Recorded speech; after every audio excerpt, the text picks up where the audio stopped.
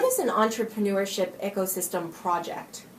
Well, about 2 years ago, I established here at Babson a project called the Babson Entrepreneurship Ecosystem Project.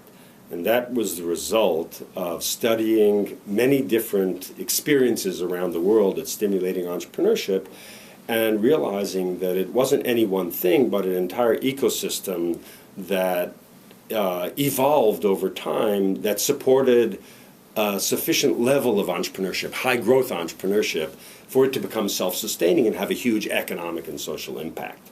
So we began to develop the principles, the methodologies, the concepts, and the mindset to be able to go into regions, cities, states, small countries, and actually work with different stakeholders to create or enhance or facilitate the emergence of a robust, strong, healthy, supportive entrepreneurship ecosystem. So, for example, we've been working in Puerto Rico, which is almost 4 million people, to foster an entrepreneurship ecosystem. There, we've been working with the city of Manizales, Colombia, and we've been doing smaller projects in Saudi Arabia, for example, and Argentina to demonstrate that this is an effective approach to stimulating a high-growth entrepreneurship. And so the Entrepreneurship Ecosystem Project it's a set of methodologies, it's a set of concepts, and it's a series of workshops that we use over a period of time to actually create more entrepreneurship in that given region.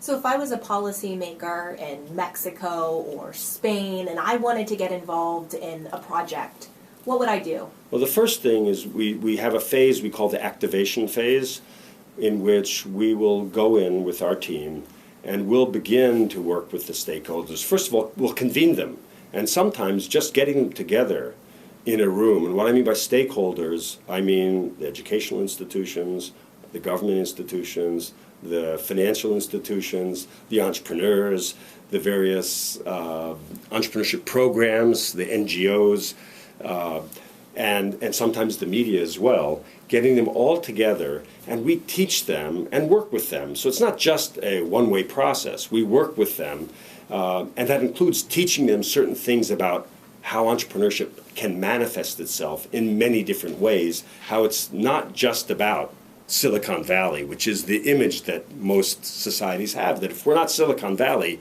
then we're nothing. But that's very inappropriate for most places. In fact, it's inappropriate everywhere except Silicon Valley.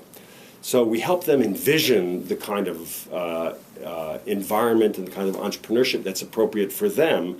And then once they are aligned, once there's consensus about the kinds, the amount of entrepreneurship that's appropriate for them, we begin to formulate, we actually establish a new team. Mm-hmm.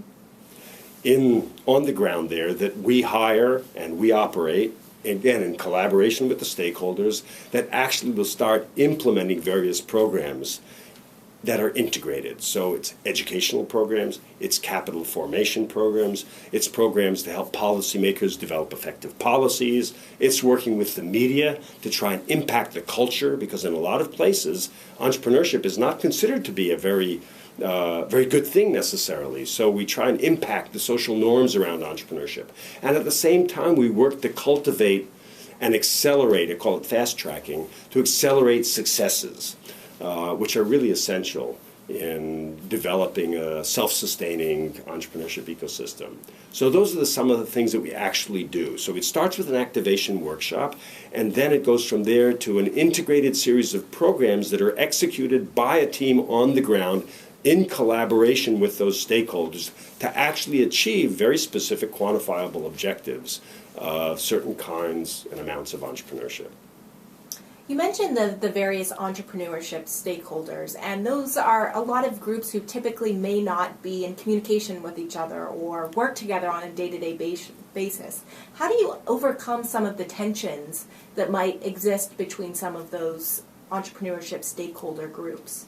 Well, one of the problems is that if you don't have clear objectives, as to what you're trying to achieve, it's very hard to decide as an organization, to decide for yourself what role you can and should play in achieving those objectives. So we find that, first of all, being clear about where we're heading goes a long way to getting the different organizations, oh, that's where we're going? So here's how we can align ourselves. And then sometimes there has to be some rationalization of the organizations, because in fact some organizations do compete for scarce resources, which can be a good thing, but oftentimes isn't. So getting them to speak with each other and having the policymakers, the financial institutions, the educational organizations involved together really goes a long way to making the